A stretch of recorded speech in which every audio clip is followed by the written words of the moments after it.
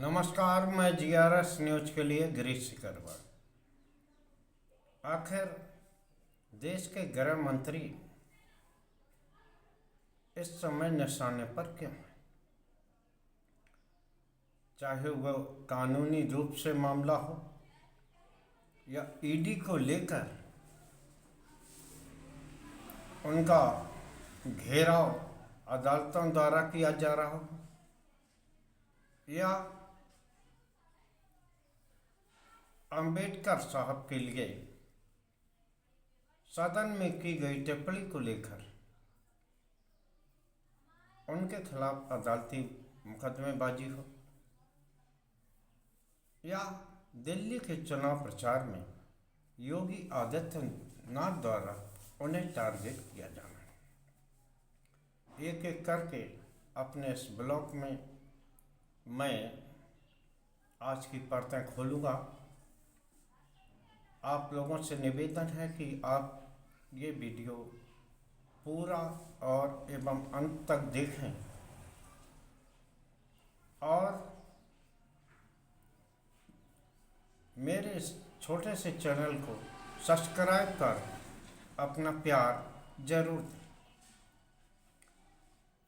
सबसे पहले मैं अमित शाह द्वारा सदन में दिए गए उस भाषण को लेकर, जिसको लेकर पूरे देश में खासकर बहुजन समाज में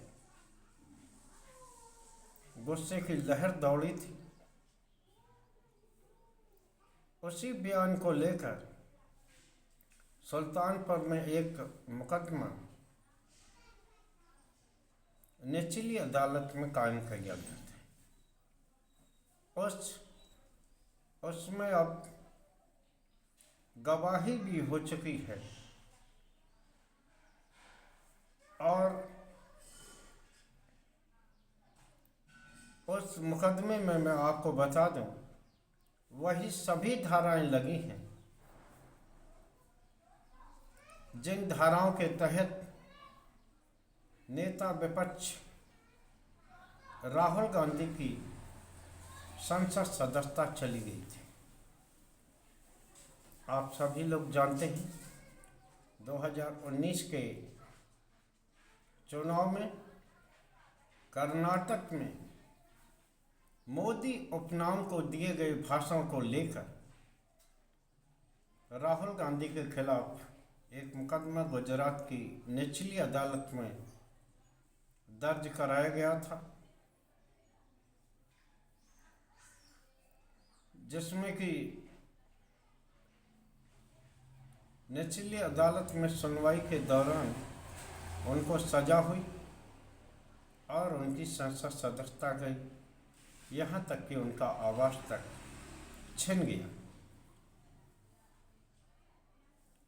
तो क्या देश के गृह मंत्री के मामले में भी कानून उसी तरह मुस्तैदी या निष्पक्ष होकर काम करेगा? ये देखने वाली बात होगी। लेकिन अगर उसी राह पर अदालत चली तो निश्चित तौर पर आप तय मानिए कि देश के गृह मंत्री को उनके बड़बोलेपन के कारण ही या तो माफ़ी मांगनी पड़ेगी, अगर वो माफ़ी नहीं मांगते हैं तो निश्चित तौर पर उनको भी सजा होगी।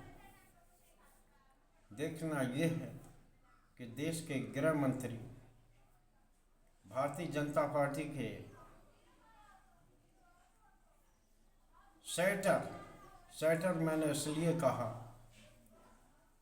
कि लोगों को किस तरह से सरकारी जांच एजेंसियों के जरिए दबा धमका के भारतीय जनता पार्टी की ओर लाना है, विधायकों की खरीद फरोख्त करनी है और किस प्रकार राजनीतिक दलों को विभाजन कर तोड़ फोड़ कर विभाजन कराना है।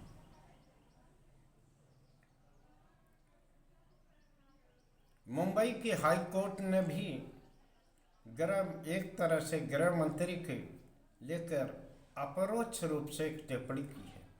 उन्होंने सरकारी जांच एजेंसी ईडी पर 1 लाख का जुर्माना भी लगाया है और एक सख्त टिप्पणी की है कि ईडी जैसी एजेंसियों को कानून के दायरे में रहकर ही काम करना चाहिए। यानी कि अदालतें भी अब ये मानने लगी हैं कि सरकारी जांच एजेंसी सत्ताधारी दल के अनुसार ही काम कर रही हैं।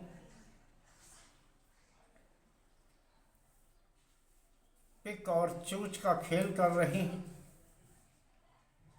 और दल तोड़ने के लिए हरकारों की भूमिका निभा रही हैं। यहाँ तक कि उनकी जो कार्यशैली है वो कानूनी रूप से भी गलत है।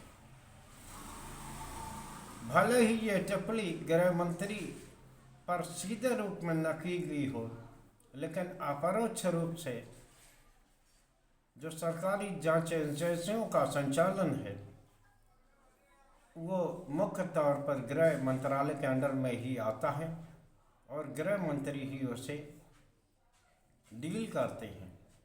तो निश्चित तौर पर ये भी टिप्पणी अपरोक्ष रूप से जो अदालत माननीय उच्च न्यायालय ने की है वो एक तरह से गृह मंत्री के ही ऊपर जाती है, क्योंकि उसके सर्वे सर्वा जांच एजेंसियों के वही। इसी प्रकार उत्तर प्रदेश के मुख्यमंत्री दिल्ली में चुनाव प्रचार के लिए जनसभा और रैलियों का आयोजन कर रहे हैं। 2 दिन पूर्व उनकी रैली दिल्ली में हुई जिसमें उन्होंने केजरीवाल पर वार करते करते घुसपैठियों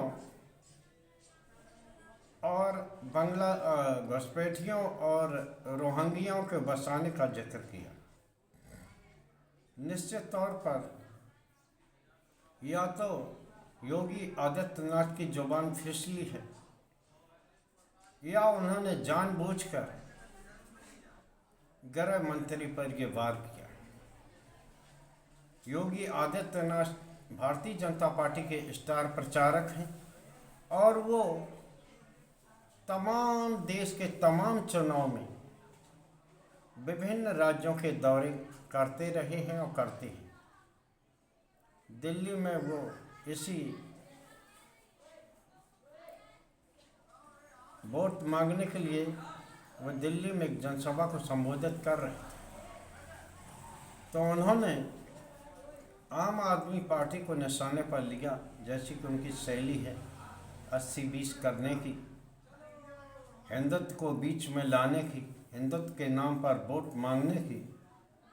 इसके अलावा उन्होंने घुसपैठियों का जिक्र किया कि आम आदमी पार्टी घुसपैठियों को यहाँ बसा रही है और न सिर्फ वो घुसपैठियों को बसा रही बल्कि रोहिंग्याओं को भी सुविधाएं दे रही। यहाँ आपको बताना आवश्यक है कि दिल्ली की सीमा किसी भी दुश्मन देश से नहीं लगती। उनकी सीमाएं हरियाणा, पंजाब आदि प्रांतों से लगती हैं।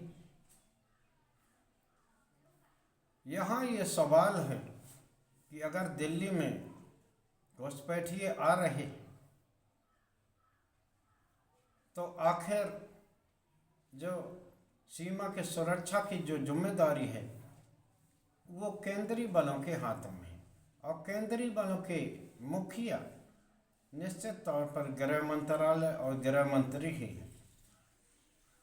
तो ये योगी का ये वार अमित शाह पर ही माना जाना चाहिए।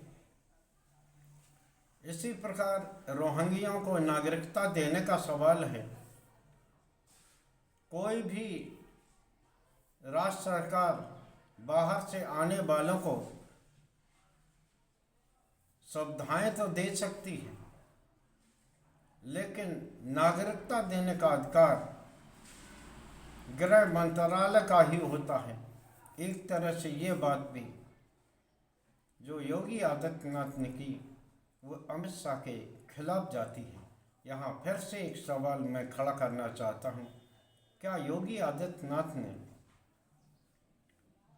जनसभा को संबोधित करते हुए और वो ये भूल गए कि दिल्ली एक केंद्र शासित राज्य है जिसकी कानून व्यवस्था की जिम्मेदारी गृह मंत्रालय की है, या उन्होंने जानबूझकर गृह मंत्री को टारगेट किया? अपने इस ब्लॉग में मैंने दिखाया किस प्रकार गृह मंत्री किस प्रकार अदालतों के निशाने पर है। यहाँ तक कि उनके ही दल के मुख्यमंत्री ने भी उन्हें सवालों के घेरे में खड़ा कर दिया है। क्या यह संयोग है या प्रयोग है? ये प्रश्न मैं आप सबके लिए छोड़ता हूँ। आज के ब्लॉग में बस इतना ही। जय हिंद, जय भारत। कल फिर किसी मुद्दे के साथ आपके समक्ष आऊँगा। जय हिंद।